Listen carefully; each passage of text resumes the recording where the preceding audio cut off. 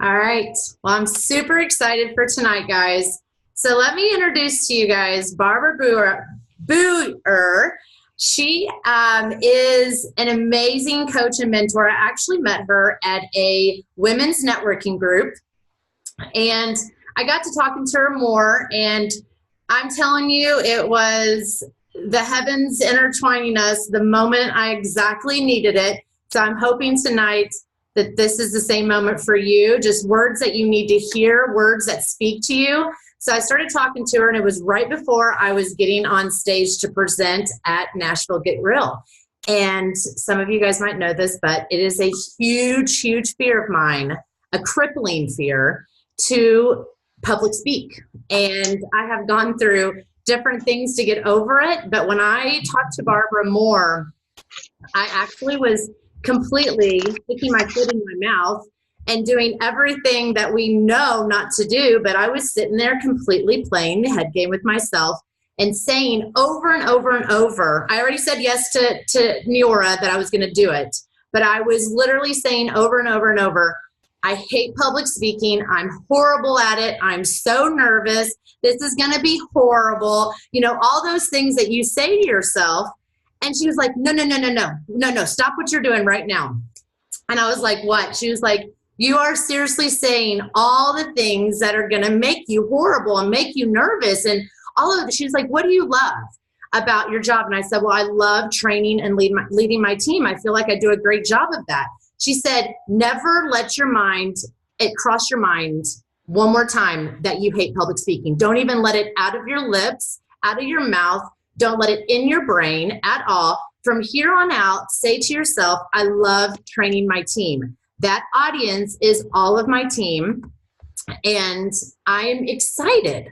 And so over and over and over for a month, you guys, I did that. I did all the affirmations of I am a great presenter. I am excited to get on stage. I am a great leader and trainer.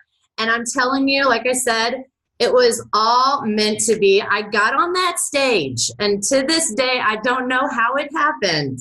But obviously now looking back, I do. But still, it's like I had not one butterfly. It was insane. I had not one butterfly. I was excited.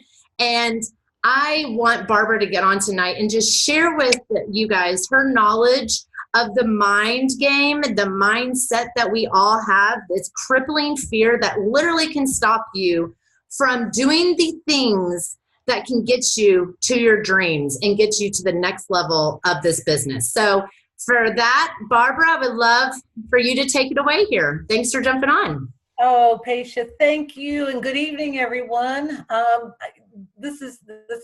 so excited about this, and I am so grateful to you, Paisha, for allowing this event to happen. I'm really looking forward to talking to your team, because what do we all know? That entrepreneurship and solopreneurship can be very tough. You know, there's so many things that we have to handle to make our businesses go. We work in our business, we work on our business, and it can feel isolating at times when we're working alone. And that doesn't even consider all of the other roles that we have in life as partners, parents, students, caregivers, whatever it is that we have to do in our personal lives, and figuring out how to maintain a positive mindset and how to create motivation and momentum that'll get us where we want to go. It can be challenging at times. So I'm thrilled that tonight I have the distinct pleasure of being able to share with you information about how to conquer some of those challenges and to create the success that you want to create, because it can be so difficult to juggle at times. So here's what to expect. For the next 20 to 25 minutes, I'm going to be covering a lot of information because I've condensed down my presentation to be able to fit it into the time that we have available tonight. And if we have some time left at the end for Q&A, we'll take a couple questions. And I am so sorry, somehow my mail did not shut down. It has now, and I am back. Okay, thank you. And then if we have time for Q&A, we'll do that. But I'm also going to give you information of how you can connect with me if you need more information, because I am going to be covering so much. And before I get started, I want to give you just a little background about my journey. You know, what's led me to be here to talk to you tonight.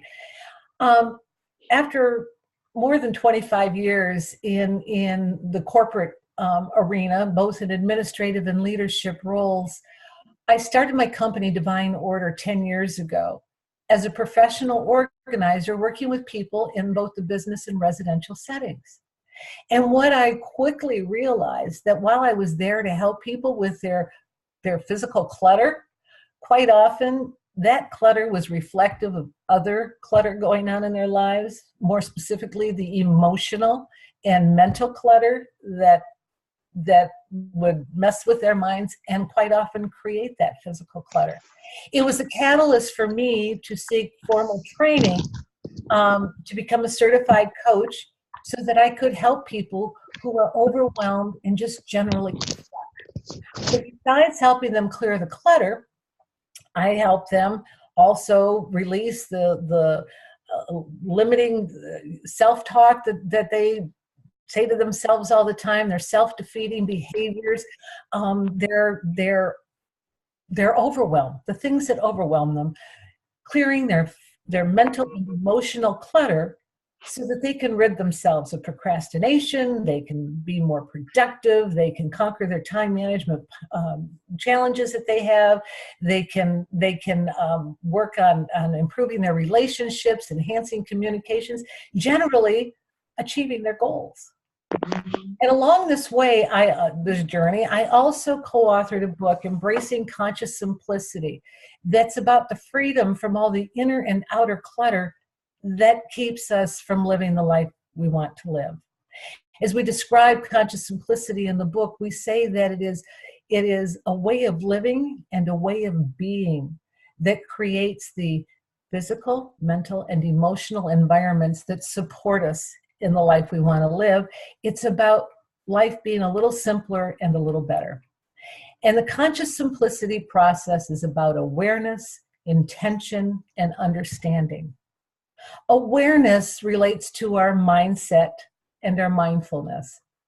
And it's the first step in any change or any effort that we want to achieve in life, because think about it, it's really kind of difficult to change anything if we're not aware of it, right? We need to heighten our awareness of everything we bring into our life.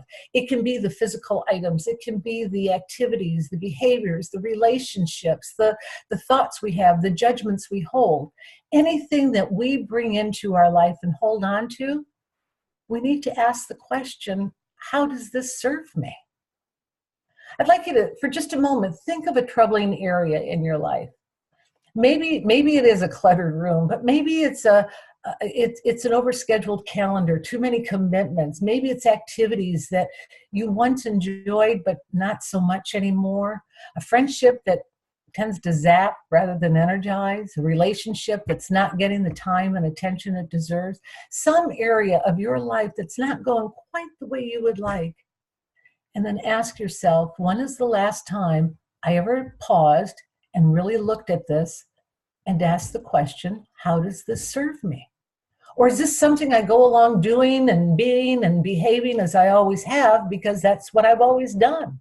It's a form of mindless blindness that prevents us from seeing or noticing what is really what we have, what we're holding on to, what's going on around us, because it's become such an ingrained part of our physical, mental, and emotional landscapes. Awareness says, let's take a pause, let's step back and take a look at this and ask, how does this serve me? Is it something that positively contributes to my life, or is it something that might be a negative detractor? Another thing that awareness requires of us is to pay attention to the thoughts we have and the words we use. Paisha just talked about it, and how she was saying how much she hated something that she wasn't even realizing how much she was embedding that into her brain about how much she hated something. And when we hear the words like, I can't, it won't, I doubt, I hate, I'm not good enough, I have no control, I don't have enough. When we hear those words, that's when we need to stop and say, whoa, what's going on here? Because here's the deal. Science has shown that the thoughts we have and the words we use play a significant role in what we experience in life. And think about that for just a minute. Our thoughts, our words have an influence on what we experience. And when I read that, it was like, oh my gosh, that is so empowering, because that means the control is ours. We get to control our thoughts. We get to control our words. So awareness says, what am I bringing to this situation in what I'm doing, what I'm thinking, what I'm saying, how I'm behaving, the judgments, whatever it is, and ask, how does this serve me for what I want to achieve? Intentions, the second tool of the conscious simplicity process, and intentions fuel our motivations. I like to think of intentions as the why behind the what. We think of our goals as the what we want to accomplish, right? And we all have goals. We make them personally, professionally, long-term, short-term, daily. And we have the goals, which are our what. Intentions tell us why those goals are important. Girls, brush teeth. When we start asking the question, why is this important to me? We start going within to answer that question. And when we are asking that question, the why, and going within to answer it, we start tapping into our values. And when we operate from a value-based position, we operate from a place of strength. We also operate from a place of intrinsic motivation, the motivation that comes from within, the stuff that says, oh, wow, I've got to do this. This is value-based, it's value-driven, and it's attached to my goals, and this is what I want to do. Extrinsic motivation, the motivation we get from the external sources, that also plays a role and is important. But I do believe that those intrinsic motivations that drive us because of what's so important to us personally are the ones that have the staying power. And when we have strong intentions, then we've got a strong foundation upon which to attach the goals. When we get frustrated, does that happen with our goals sometimes? I think so. When we get discouraged, when we get burned out, rather than having that goal just go by the wayside and, yeah, I'll deal with that later, and yeah, that just didn't work, we have a strong intention that says, wait a minute, this is why I was doing it in the first place. One of my favorite examples about this is my resistance to working out. I don't care to do it. I never have. But I would start it and stop it many times over. And it wasn't until I discovered my intention, why that was so important to me, that things shifted. And what I realized, a lot of it from working with seniors and seeing their decline and their inability to move, I thought, as I age, my stability, my strength, my mobility, my flexibility, my balance was extremely and is extremely important to me. And that was my why of why I wanted to start working out. And I'm 8 years of consistently doing that. I need a trainer and I need a class, because left to my own devices, I wouldn't make it. But I found out my why, and I know that I won't stop, because that why is way too important. So having that why and defining our intention is what creates our motivation. The other thing about intentions that it provides us is that forward-looking perspective. You know, if we're having to change a behavior or change something that we're very familiar with, it can make us uncomfortable, and we might want to, hold on to what's behind us. And the strong intentions help us stay focused on what we're moving toward. Two important things about intentions: they need to be clear, and they need to be stated in what you want, not what you don't want. Clear intentions are important, because until we're clear, we're not going to get it. the universe, whether you consider that to be God, a higher power, it doesn't matter, but whatever word you use, the universe can't deliver to us if it doesn't know what we want. One of my favorite phrases, what happens in vagueness stays in vagueness. And without clarity, we're not likely to get what we need. So clear intentions are so important, and drilling down to that clarity. The other thing, stating it in the terms of what we want rather than what we don't want. My best example that comes to mind, particularly for all of us being in business for ourselves, is I don't want to fail. That's a good thought. We don't want to fail, but the brain cannot distinguish between the do want and the don't want. All it's hearing is the outcome, the fail. So what we focus on is what we manifest. So it's important that we're focusing on the right things for ourselves. So rather than, I don't want to fail, it would be, I want to succeed. The brain now is hearing success, succeed. Yes, that's where I'm going. And if you want to really get strong with it, you can put it in the phraseology of an affirmation that it is happening right now. I am a success in all that I do. That has such a different energy to it than I don't want to fail. So clarity in the intentions, stating it in what you do want, and taking those do want statements and making sure through your awareness practice that that's how you're presenting yourself to the world. Stating it in terms of the positive terms of what you do want. Because remember this, you cannot create positive change from a negative attitude or a negative thought. So it is so important to pay attention to that. And because we go along so often just doing it and saying it the way we always have, it does require us to stop and really pay attention to what we are thinking and what we are saying. The third tool of the conscious simplicity process is understanding. And that comes into play, maybe we get our awareness up and we're paying attention and we've got our intentions set, and darn it, we're still stuck. Things still aren't moving for us. What's that all about? And that is the third tool of understanding what it is that holds us back, what keeps us stuck, and what we need to do to move forward.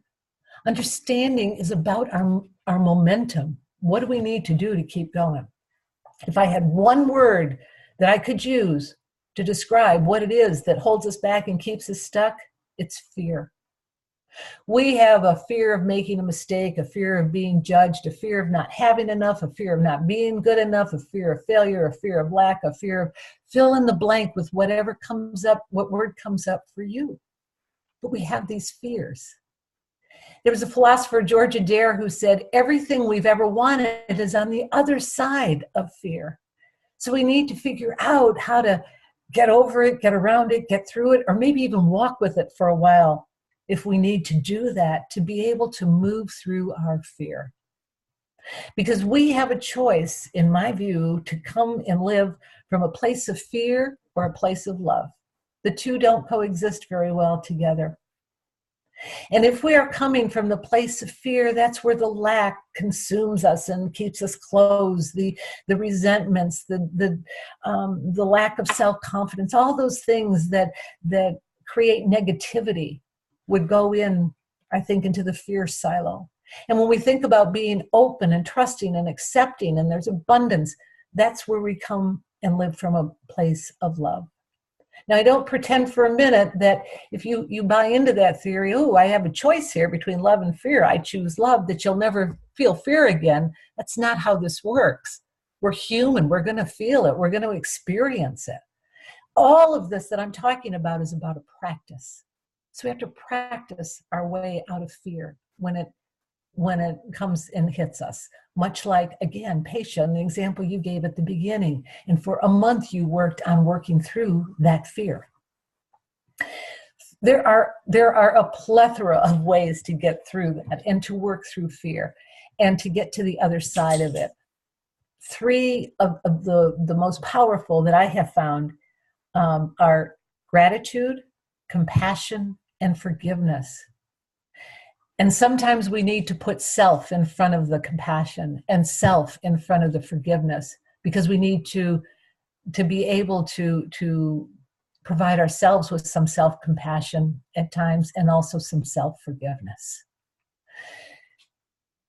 The three components of the conscious simplicity process: the awareness, that's about our mindset and our mindfulness; our intention, that's about our motivation; and understanding what gets in the way of our momentum.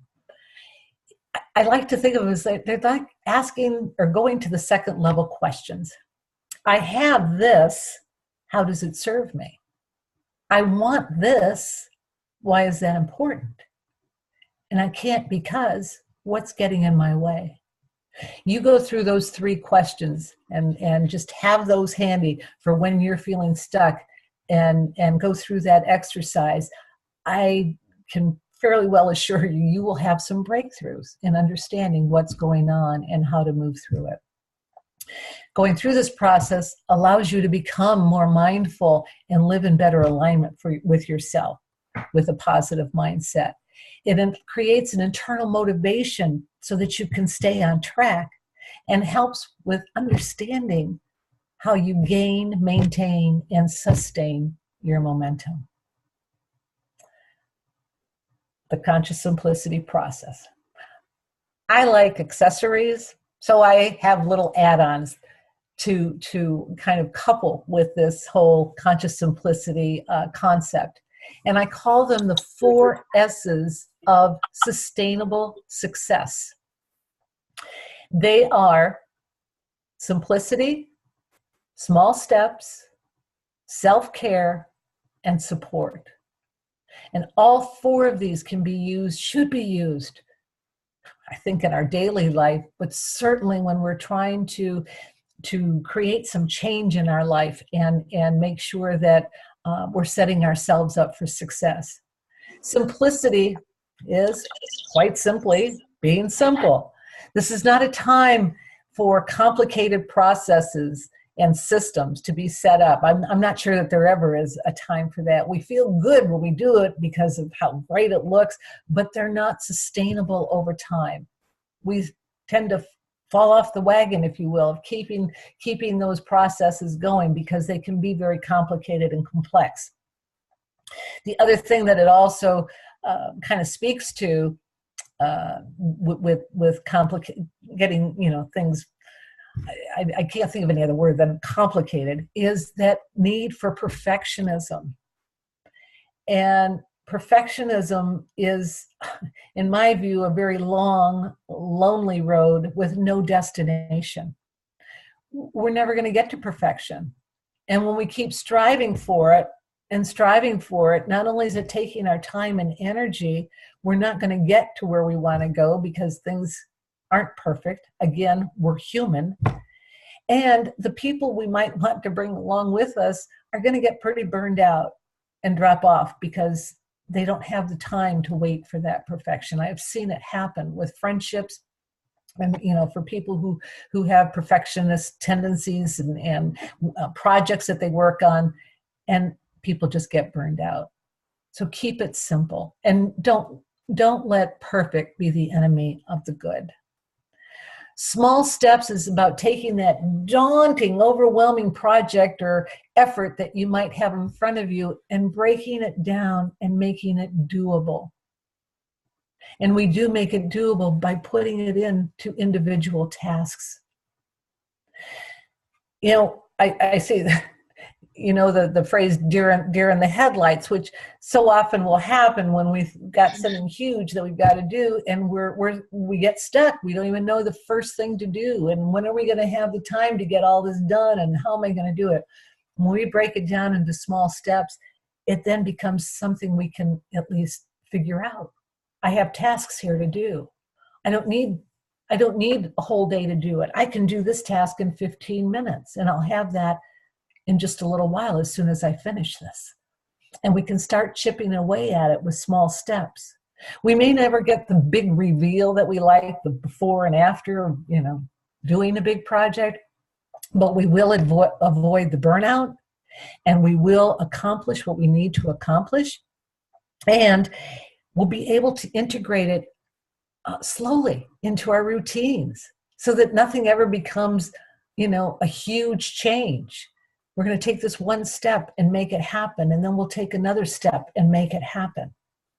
And I cannot stress enough the value of the small step philosophy when we're trying to accomplish something and particularly make change in our life. The third one, self-care. I hear from so many people where they think self-care is selfish. I think it's selfless, because we can't give to another person. We can't give to another effort or another project something that we don't have. We can't pour from that empty cup. So it's important to pay attention to our self-care all the time, really all the time. Whether that's, sleep, nutrition, hydration, exercise, breaks, being with people, being by yourself, reading a book, doing whatever it is that fills your cup so that you can show up for the people that you need to in your life, so you can show up for your business, and so that you show up in a way that attracts the people you want to attract to you and to your business and to your life. So self-care is selfless. And the last one is support. When we're trying to accomplish something, even if you are wildly successful in what you're doing and you love it, I would say get support. There are no bonus points for doing anything alone. And when we have support, when we enlist the support of someone, when we're trying to make change, and I don't care, it can be a professional, a friend, a colleague, a relative, someone who knows what you want and why that's important to you, okay, your goals, your intentions, and understands the things that might get in your way, the obstacles, they can be of tremendous value to you in helping you accomplish your goals. They also can serve as accountability partners, so that you have someone who's not standing there with, hands on hips saying, well, did you get it done? It's not that type of accountability. It's the accountability that would say, how did it go? Tell me about it. What did you learn? What would you do differently? What got in your way? The type of accountability that lifts you up and helps you move forward. The 4 S's of sustainable success: simplicity, small steps, self-care, and support, coupled with the awareness, intention, and understanding components of the conscious simplicity process that will fuel your mindset, your motivation, and your momentum. I guarantee you will recognize change in your life. I've seen it happen with clients. I've seen it happen with myself. I go through this process myself all the time, especially when I get stuck. That is the nutshell that I wanted to offer. Yes. Now, let me say, because I truly did just scratch the surface on all of this. And you might be sitting there, yeah, okay, this is great, but how do I incorporate this into my life? I want to offer something that anyone on the call tonight, if there's something that you have a question about that we're not able to get to in the Q&A, or you would like some particular help in figuring out how to incorporate any of this into your life, reach out to me. My email address is Barbara@divineorderforlife, and the 4 is spelled out FOR.com. Barbara@divineorderforlife.com. And we can either have an email exchange, or I'm also offering for anyone on the call tonight what I call my Launch to Simplicity chat. a 15, 20-minute complimentary, no obligation. This is truly so that you get off on the right foot to start incorporating these principles into your life, because I guarantee you they do work. That is it. That is as nutshelly as I can get on the whole topic, Paisha. I don't know if we have time for any questions that might be out there right now. Yeah, let's open it to questions. If anybody has any, you can unmute yourself, and we'll do this for a little bit, see if anybody has questions. Yeah. I'm having a bad echo with that.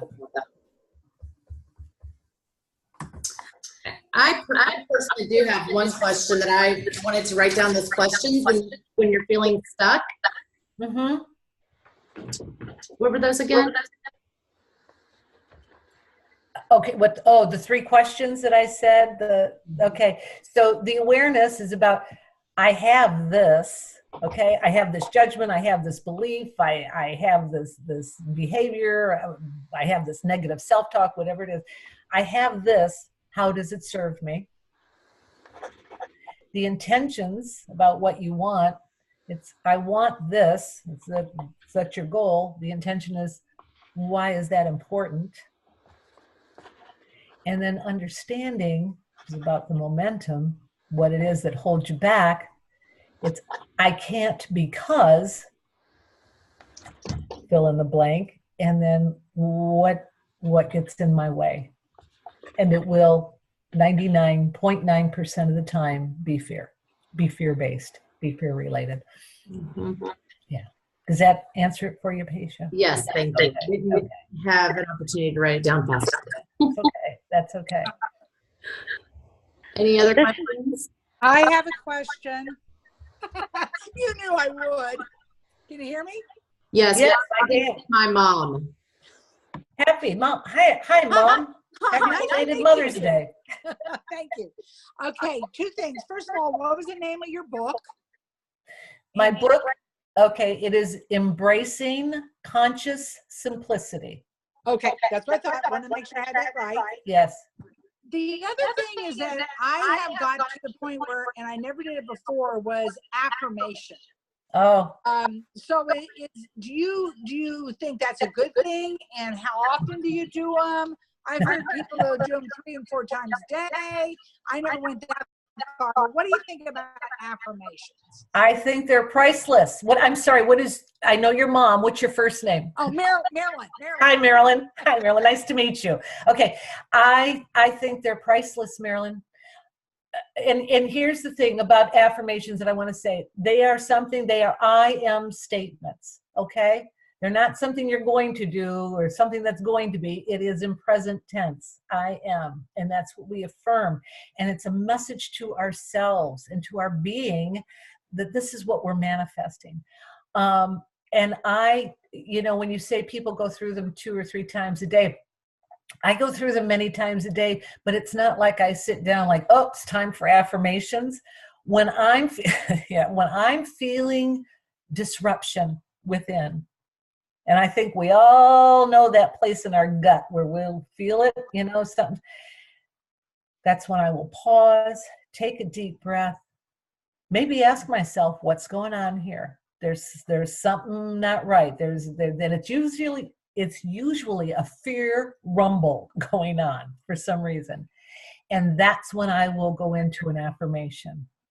One of my favorites, and I sent this to Paisha after we had our conversation before she was at her convention. And it starts with, I have all the ingredients of success within me. I mean, that's a pretty bold statement, and it's not something I might readily believe, but I have been saying that for enough years that I know when I go to that affirmation for myself, it calms me. It helps me recognize, okay, you're okay. You have everything you need, and all you need to do is figure out your next step. I am a huge, huge fan of affirmations. Okay, good. Huge. Yes. Okay, thanks. I got about 5 I say every day, and I think it's important, and I've stuck with it. One of the things. Oh, go ahead. No, I'm sorry. This is Joy Lynn, and do you have suggestions on overwhelm? I feel like I have emotional and physical clutter, and I just feel overwhelmed, and I kind of just get frozen and stuck and don't know. I feel like I know that there's stuff there, and I know why I'm not starting and all that, but I just don't know. I can't seem to start. Okay. And I'm sorry, you said your name was Joylyn? Yeah. Okay. I would guess that the clutter is contributing to the overwhelm. The mental clutter and the emotional clutter are also connected. If one gets cleared, the other one usually follows in clearing. I've seen that happen over and over again with clients. What I would like to suggest, Joylyn, is that please reach out, send me an email. Let's have a 15, 20-minute chat, okay? Let's figure out what some of that is all about that we don't have to get into right now, because yes, the overwhelm is exactly what's going to, it will immobilize you. It's like, it's so big, you can't even figure out the next step to do, right? Right. I would love to talk to you. Will you be willing to do that? Definitely, yes. Okay. And you've got my email address. Yes. All right, we'll have a chat. I'll look forward to you. Okay. Thank you. Thank you for the question. Thank you for being willing to share that. Thank you. Yeah, sure. Anybody else? I was just wondering, if you could repeat your email for me, please. Sorry. Okay, and I didn't catch all of that. Repeat what? Sorry, I was just wondering if you could repeat your email, please. Yes, certainly. It is Barbara at divineorderforlife.com. Awesome, thank you. Sure. What I think is so unbelievable is after being in this business for 5 years now, and I am so sorry about this echo. I have no clue why this started, but hopefully you guys can hear me okay. But anyway, since I've been in this business for 5 years, I noticed so much of people's success is all from what is happening in between their brain, the head game, the mindset, the mental clarity, and it's getting past that. So when I heard Barbara speak, I knew this was what we all needed to hear. So thank you so much, Barbara. You're welcome, patient. You know what, along that line, I would say if there was anything you were going to take away this evening from what I said, well, I'd love for you to take it all, but there was just a lot of information. But if you take away the one nugget, it would be to remember that your thoughts and your words play a significant role in what you experience in life. And that's not Barbara Boughar saying it. That is science that has done the research and come up with that. And I just think that gives us so much power. We get to control, we can't control everything that goes on. We all know that. We've all gone through times that we wish we could, but we couldn't. The only thing we could control is how we thought about it, how we showed up for it, how we responded to it. And to know that that does have an effect on the outcome and what we're going to experience, I think is huge, just huge. Well, thank you for showing up. Thank you so much, Barbara, for giving us your wisdom and your insight. So appreciate it. I did record this, so if you guys have team members that were not able to jump on, we have that. And you ladies have a good evening. Thank you, guys. Thank you, everyone. Thank you so much. I so appreciate your time and attention tonight. I really do. And I look forward to hearing from you. Awesome. Thank you.